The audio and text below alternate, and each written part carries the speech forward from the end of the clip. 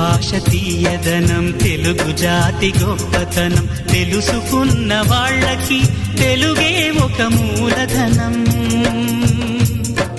తల్లి తండ్రి నేర్పినట్టి మాతృభాషరా, తెలుగు మరచిపోతే వాళ్ళని నువ్వు మరచినట్టురా, ఇది మరువబోకురా.